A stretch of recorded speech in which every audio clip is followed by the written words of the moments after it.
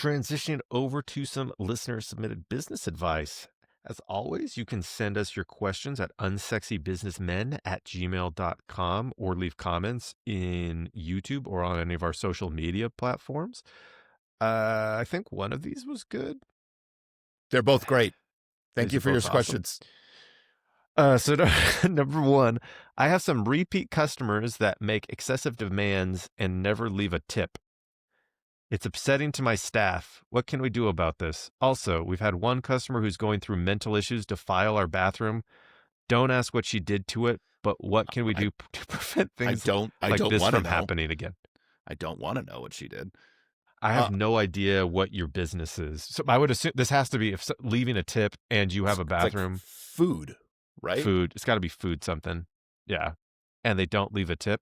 Don't get into that industry if you want tips, first off. What are your thoughts on this? This one's like a weird one to me. Well, it's just like, I hate tip culture. We did a podcast on tip culture. It is such a scam. That's like one of the only things besides the cheese and onion soup that I'm excited about in France is there's no such thing as tip culture there. Don't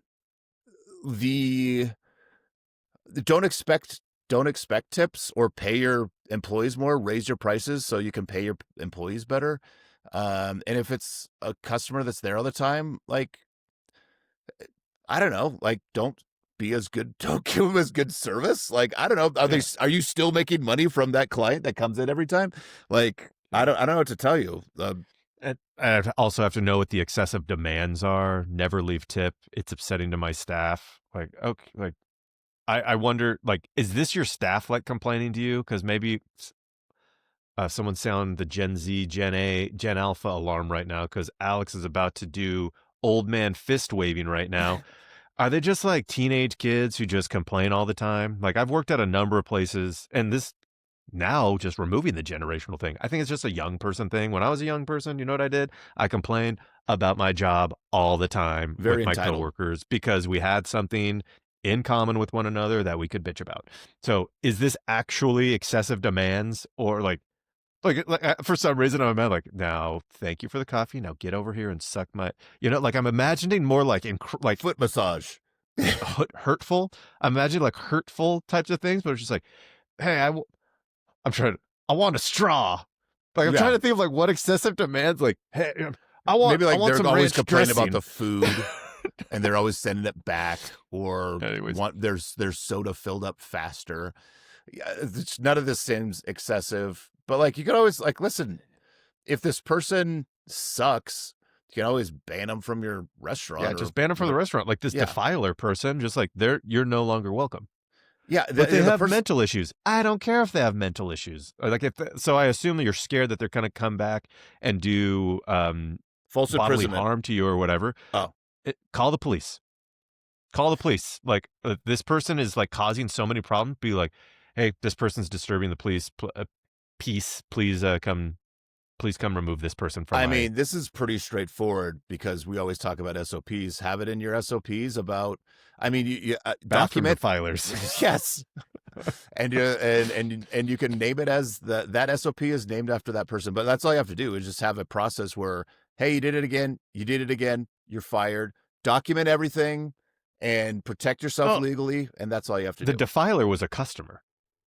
Oh, then it's easy, right? Wait, is it the same customer? No, it just says a number of customers. They said one customer in particular defiled the bathroom. Don't whenever you see him coming in, throw the old out of order on the bathroom. That's what you do. Problem Put a lock solved. On it. Key only for paying, or don't even say key only for paying customers. Just I would not. I would ban them from the store or from the restaurant or whatever your business is. It's a file. And you know what? Stop listening to the podcast.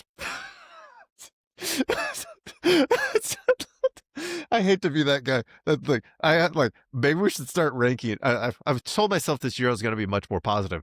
We start ranking like the dumbest questions, and then like, well, so why'd you even read that question? We don't get a whole lot of questions, and so like we have the questions that we have to use. Like this just like blows my mind. I'm just like, You shouldn't run a business. Like, there's sometimes where I read these emails where I'm just like, you do something else. Do something. This isn't that hard to solve. Anyways, I know.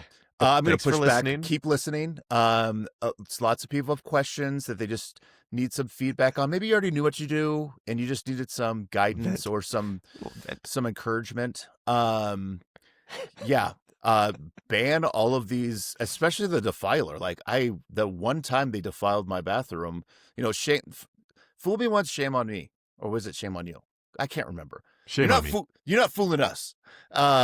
What's the George Bush one? You fool me once, shame on you. You I'm fool going to me get twice. you. Something like that. Yeah. You're not I'm gonna coming fool. for you. Yeah. That's. I mean, once, whatever, twice, you're never coming into my restaurant ever again. Yeah. Mental issues or not. Number 2. Speaking of number 2s, my wife and I launched a fine jewelry business at the end of November, Is this your focusing on friend? sterling silver and 14 karat gold basics. No, it's not my friend. Charms, rings, chains, and earrings. We're based in North Carolina. Cool. And sell sell primarily online. We don't have a storefront. Is there a we website in the description as well? we don't know that it's not. We're running a deal right now. We do have a studio people can visit. We expected a slow start, but we're struggling to get any traffic to the site. We've been trying to grow our social media and drive traffic that way, but engagement has been minimal. We're unsure what the right next step is. We've considered leaning harder into social, especially TikTok, reaching out to local marketing firms that specialize in jewelry. I wish you told us how much you're making. Or doing more in-person pop-ups. We did one holiday market pop-up that went really well, and in hindsight, we should have planned more of those. There you go. Okay, there's your bold that line. At this point, our budget is tight after investing in materials and inventory, but we can put in the sweat equity. We're trying to figure out what's worth focusing on: SEO, paid ads, influencer, giveaways, or something else without falling into common traps. This one's yours, Alex. This one's yours. I was just going to say, do more pop-ups. Like, we did one holiday market pop-up that went really well. I have a feeling pop-ups aren't just around the holiday season. I don't know what you're referring to. I assume you're like a farmer's market type thing is like what a pop-up is. There are small business things that are constantly going on all over the place. So if you find that selling in person is performing better for you, sell in person as much as possible. And in terms of like what you should focus on that's going to get you like the best ROI is really going to come down to your risk tolerance. SEO, you not knowing what you're doing, you're probably never going to be that good on it. But here's the thing for you: get your Google business profile up and make sure that you are getting as many reviews as possible to your Google business profile. I would probably go the paid ads route. Jewelry is a very expensive niche, and it probably is going to make more sense for you to be doing social ads versus search ads. And then influencers are just incredibly expensive. If you know an influencer who will like hook you up and do it cheap, fantastic. But I would say start selling in person more, because that apparently you guys are great salespeople. So focus on that, and then start doing paid social ads and just make sure that your SEO, your Google business profile is getting as many reviews as possible coming to it right now. I'll tell you what you do. I would not hire someone to do this. I'll tell you what you do. You spend 300, 500, I don't know what our course costs.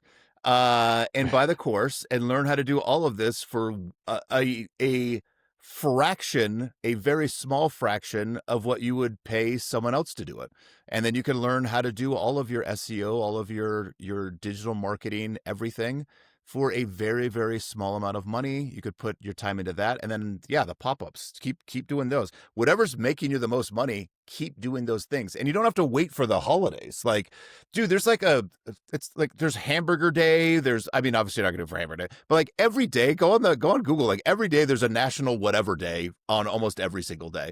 And so find like one a month that you could do and do a pop-up somewhere where you can get people excited about it. That's also going to help build up your brand in general. The more people you can get in front of at these pop-ups, especially if you can put them in places where there's, higher traffic and people just, foot traffic, people walking by, they're going to get to know your brand, and that's going to build it up as well. And you'll get repeat customers. If these people are loving what you're selling, the next engagement, the next anniversary, the next whatever, they're going to come to you because you've built that relationship with them. So keep doing these pop-ups until you've built up enough of a clientele that's repeat clients that you don't have to do the pop-ups anymore, or maybe keep doing them if they make you a ton of money each time you do them. But that's how you're going to build up your client base, is by getting in front of as many people as you can. And if you don't want to spend the money on what it's going to cost to hire an agency, like Alex said, don't do that.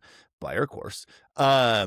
Then this is going to be, it's just going to be it's the man hours of getting out there and doing it, finding out what good places, like, yeah, farmers markets. There's tons of stuff like that in almost every city that you could find that you could just be a part of. So yeah, that's what I do. Yeah, my biggest concern with agencies at this point, as I keep onboarding a bunch of people who get frustrated with their agency, is the variability. So, like, literally, a jeweler came to us and was like, "Hey, can you just like audit what they are doing?" I was just like, "Looks like they did well. Then they increased budget and things started to go not well. So maybe just go back to what you're spending." Like, how do we scale it? Hire me and I will tell you Yeah. how we go about scaling this. And then in that conversation with them as well, I found out that they had switched who their main point of contact was. So essentially it's just like, oh, you probably got someone who has no idea what they're doing now.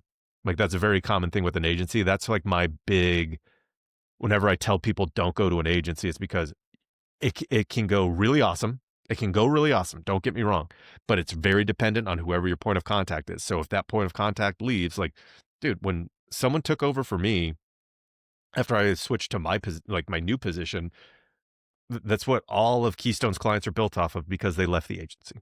Right. They left that person and just like, okay, well, you're not Alex. You don't seem to care as much as he did. See ya. So Right. that's all I got to say about that. Agreed. For Forrest Gump. Well, everyone, you guys have a wonderful rest of the week, and we will chat with you later.